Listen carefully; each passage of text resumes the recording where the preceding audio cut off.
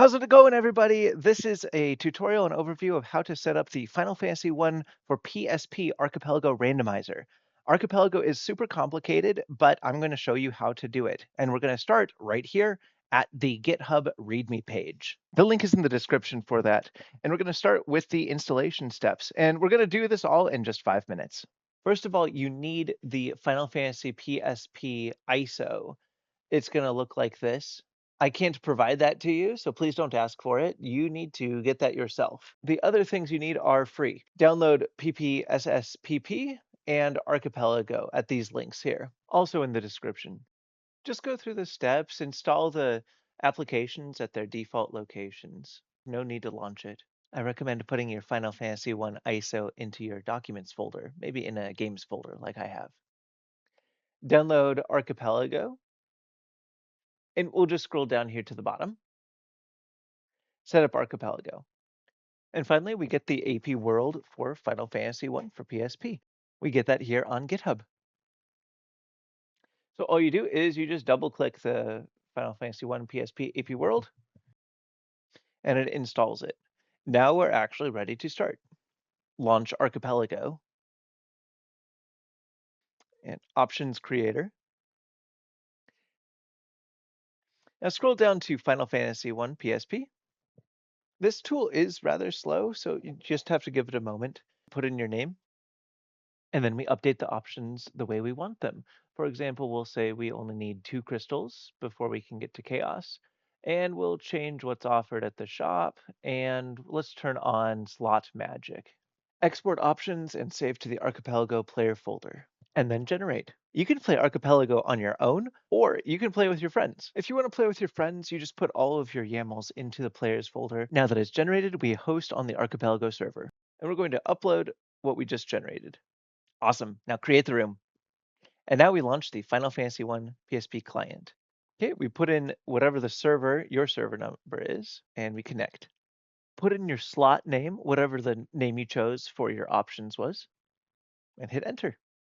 Now it might ask you, where is PPSSPP, or where is your ISO? You'll just direct it to it for the very first time. After that, you won't have to anymore.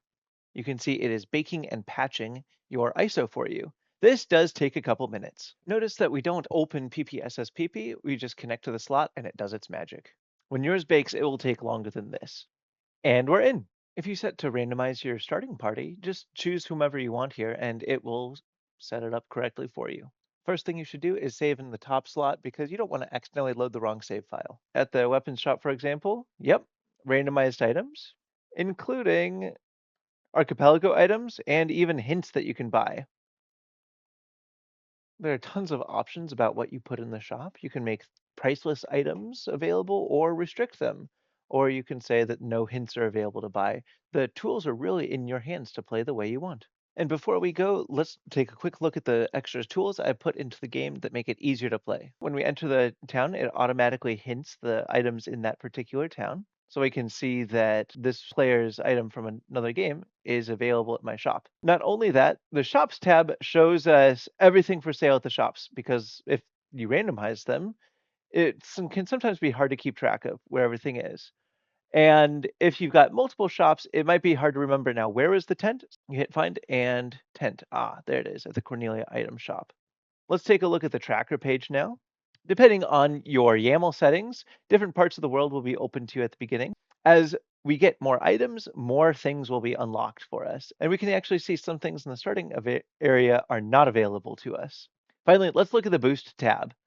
Encounter rate is set to 50% right now, but we can actually turn it off if we want to, or we can crank it up. If you want to change the actual difficulty, you can just unlock this whenever you want to and tweak these settings. So we could pump up experience or turn off gold. We can make bosses way harder, or we can make monsters easier. And this just updates on the fly. By default, we can also use super dash. So you can push the dash button on the overworld and you'll dash even faster. This video isn't really intended to show what the gameplay is like, but more of how to do it.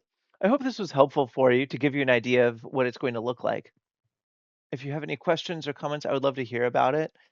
Discord is the place where I'm most likely to respond, and other people of the community can respond to as well. There's links to that in the description here.